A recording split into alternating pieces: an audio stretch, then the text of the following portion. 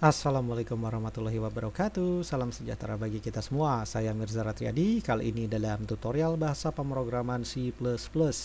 Di kesempatan kali ini saya masih akan membahas mengenai operasi array. Kali ini bagian yang kedua. Kalau di bagian yang pertama itu saya sudah membahas tentang bagaimana cara membuat array, terus mengakses isi array berdasarkan indeksnya, kemudian kita udah menghitung panjang array itu berapa. Kemudian kita juga bisa memanipulasi isi dari array dengan cara mengakses indeksnya. Oke, kalau Anda sudah paham sudah memahami konsep array, indexingnya seperti di pertemuan sebelumnya, saya yakin di pertemuan kali ini Anda tidak akan kesulitan. Karena kita akan membahas mengenai operasi array dengan menggunakan loop, kemudian operasi array dengan menggunakan function. Oke, operasi array menggunakan loop. Buat apa ya? Oh, berguna sekali. Itu gunanya untuk menampilkan semua isi dari array. Contoh gini. Nah, kebetulan Codeblocks-nya masih membuka project yang sebelumnya, dari pertemuan sebelumnya. Nama projectnya array. Ya. Kebetulan masih kebuka, jadi saya nggak perlu ngetik dari awal lagi. Cuman saya ganti deh ininya, nama arraynya saya ganti jadi deret angka biar gampang. Oke, kemudian saya ganti juga. Ada cara yang gampang untuk mengubah sebuah variabel di nama variabel di Codeblocks ini. Caranya gampang, kita double klik ini, jadi dia akan keblok nih nama variabel ini, nilai ini, variabel array. Klik kanan, terus insert or refactor, di sini ada menunya nih. Kemudian rename symbol, kita ganti jadi deret angka. Klik OK. Nah, berubah deh dia di sini. Nah, jadi nggak perlu ngubah satu-satu lagi. Oke, itu salah satu trik aja. Oke, di sini kita punya sebuah array yang namanya deret angka, tipenya integer, jumlah elemennya ada 5, isinya ya Anda lihat sendiri. Oke, kita udah tahu nih panjangnya berapa, size of, ini rumus yang pertemuan sebelumnya. Jadi panjang arraynya adalah 5. Oke, jadi ada variabel namanya panjang yang isinya adalah panjang array. Oke, sekarang saya mau tampilkan isi dari array ini. Kalau menampilkan isi dari array, kalau kemarin kan kita tampilin satu-satu tuh. Nah, sekarang gimana caranya menampilkan semuanya? Kalau yang kemarin gini ya, gampang dong, gampang harusnya. Isi dari elemen ke 0, terus deret angka, terus masukin nama indeksnya n. Oke, terus di run. Nah, ini kan untuk menampilkan satu elemen saja. Kalau semua elemen gimana caranya? Ya mungkin bagi Anda gampang, copas-copas aja begini.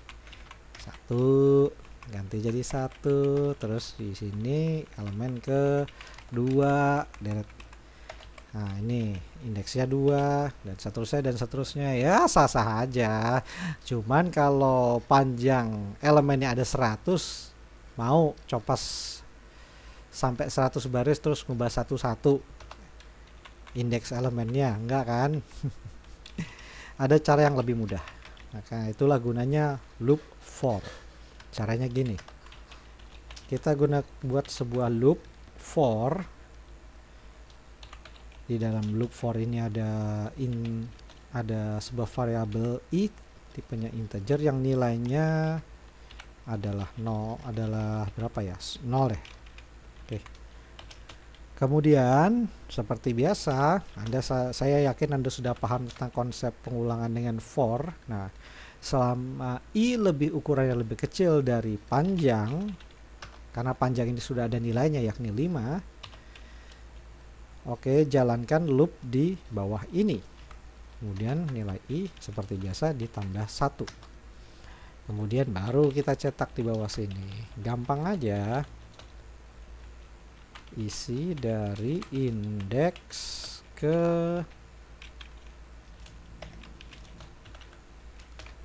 I. Kenapa saya masukin I? Coba pikir sendiri. Kemudian adalah sini saya tambahkan. Kemudian, nah di sini saya masukkan nama array, yakni array deret angka. Mulai dari indeks ke I.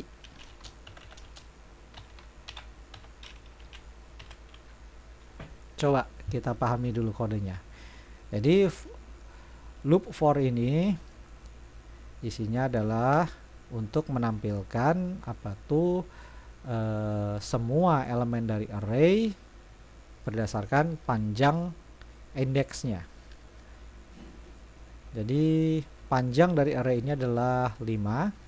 Nah, di sini jadi integer I sama dengan 0. Jadi selama nilai I ini lebih kecil dari panjang array, I tambah 1, kemudian baru dicetak di bawahnya isi dari indeks ke I, yang I ini pasti awalnya berapa coba? 0. Karena indeksnya dimulai dari 0 adalah, nah masukkan saja di sini nama dari arraynya, yakni deret angka, kemudian kurung kurawal isinya variabel I. Jadi variabel I ini awal akan berfungsi sebagai penunjuk untuk ke nomor indeksnya. Nah, coba kita run ya. Nah, ini yang saya maksud. Oke. Panjang dari array adalah 5. Kemudian isi dari indeks ke 0 adalah 10. 1 adalah 21, 2, 55 dan seterusnya sampai selesai. Jadi berapapun panjang indeksnya, berapapun panjang deret arraynya di dalam situ, mau sampai indeks ke 50, ke 80 sampai 100, jadi semua akan dicetak. Coba kita tambahin lagi. Deret angkanya kita tambahin jadi 77, sini 12, terus 57, terus ada 73, terus ada 66. Oke. Kalau kita build and run hasilnya, nah, panjang dari array adalah 10, isi dari indeks ke 0 adalah 10 dan seterusnya sampai indeks ke 9. Oke, gimana? Paham ya? Saya yakin Anda paham. Gampang. Yang penting Anda sudah paham konsep dari array, indexingnya, kemudian konsep for loop.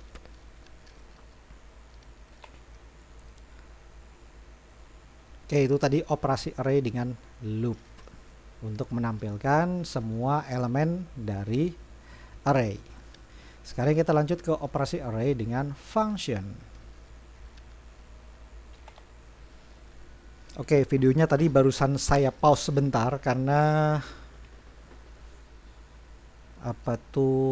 coding untuk function dengan array ini panjang sekali. Jadi daripada saya tunjukin ngetik satu persatu, jadi mending saya copas saja langsung di sini. Ini terus ini. Oke. Ini kayaknya saya tutup dulu deh di bawah. Oke. Gimana? Kelihatan ya? Ini include IOStream, nggak usah kelihatan nggak apa-apa. Oke, kelihatan semua. Oke, jadi di sini saya punya sebuah function, dua buah function sebenarnya. Pertama function main, itu ya udah pasti ya. Kemudian ada function namanya rata-rata. Apa gunanya? Jadi gini ceritanya, saya punya sebuah deret deret sebuah array namanya angka yang isinya 5 elemennya sama seperti sebelumnya. Nah, ini ada nilainya masing-masing. Ceritanya saya mau totalin semua jumlah angka yang ada di dalam array ini, kemudian saya ambil rata-ratanya. Jadi 32 plus 54 plus 23 plus 56 plus 22 saya bagi 5 sesuai dengan panjang arraynya. Ini saya jalanin kalkulator dulu, misalnya 32 ditambah 54 ditambah 23 ditambah 56 ditambah 22 sama dengan 187. Kalau dibagi 5 hasilnya 37,4. Oke, minimize dulu.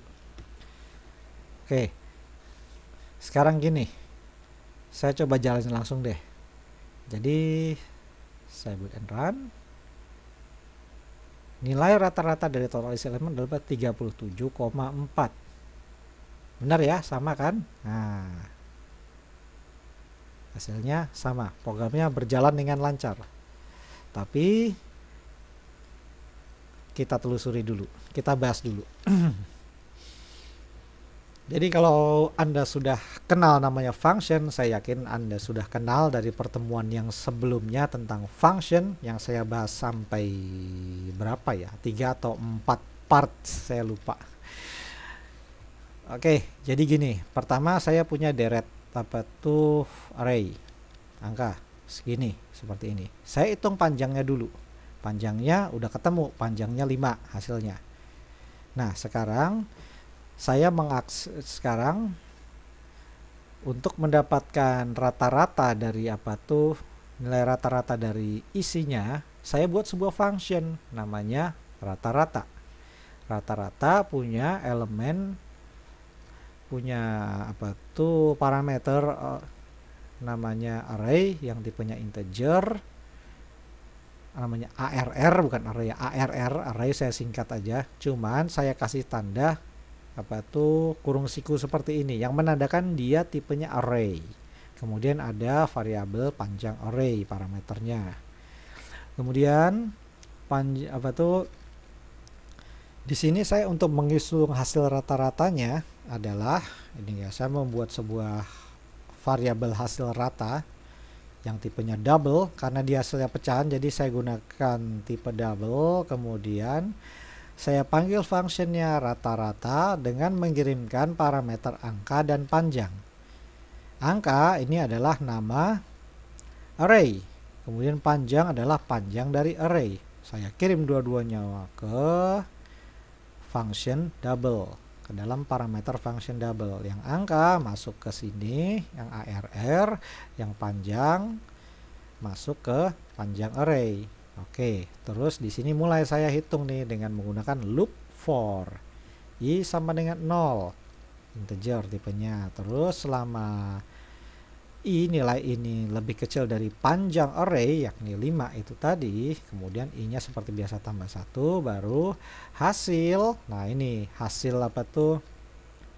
hasil penjumlahan dari semua semua isi dari elemennya. Cuman hasilnya ini saya kasih nilai 0. Kenapa? Karena dia untuk perhitungan penjumlahan yang terus menerus, saya harus kasih nilai awal 0. Kalau enggak nanti hasilnya jadi aneh. Jadi hasil sama dengan hasil ditambah array ditambah variabel ARR yang indeksnya ke 0. 0 itu ya i ini isinya 0. Ya, saya yakin Anda ngerti lah. Oke. Kemudian setelah di proses for loop ini berjalan sampai 5 kali, menjumlahkan ke 5 karena harus menjumlahkan ke 5 elemen yang ada di dalam sini. Kemudian baru hasilnya saya masukkan ke variabel average alias rata-rata. Average yang isinya double hasil. Double ini saya kasih double karena gini. Hasil ini tipenya integer. Kalau mau dirubah karena dia isinya jadi desimal, supaya bisa masuk ke dalam variabel average yang tipenya double ini, maka saya taruh kata kunci double kemudian dalam kurung hasil, nama variabel hasil, baru dibagi panjang arraynya, sehingga fungsi ini kemudian akan mengembalikan nilai average, return average, yang hasilnya akan masuk ke dalam variabel hasil rata-rata, sehingga kalau dikompil hasilnya adalah 37,4. Gimana, paham? Kalau Anda kurang paham, Anda silakan di rewind sedikit supaya lebih paham dengan penjelasan saya. Tapi saya yakin kalau Anda sudah paham, sudah mengerti yang namanya function, sudah mengerti yang namanya loop for, Anda nggak akan kesulitan memahami coding ini. Oke, kita sudah bahas mengenai operasi array dengan function. Kalau Anda masih bingung, ya silakan Anda utak-atik kodenya, Anda pahami lagi, Anda compile berkali-kali, Anda ubah-ubah parameternya. Jadi nanti Anda paham sendiri kok. Sebenarnya ini konsep yang masih sangat mudah selama Anda paham tentang konsep loop for dan function. Oke, di kesempatan kali ini saya sudah membahas mengenai operasi array bagian kedua, yakni kita melakukan operasi array dengan loop untuk menampilkan semua isi array. Kemudian kita sudah praktek operasi array dengan menggunakan function. Oke, kali ini dari saya cukup sekian. Mohon maaf apabila ada kekurangan. Semoga penjelasan saya dapat berguna. Oh ya, jangan lupa subscribe kalau berkenan. Sampai jumpa di lain kesempatan dan wassalamualaikum.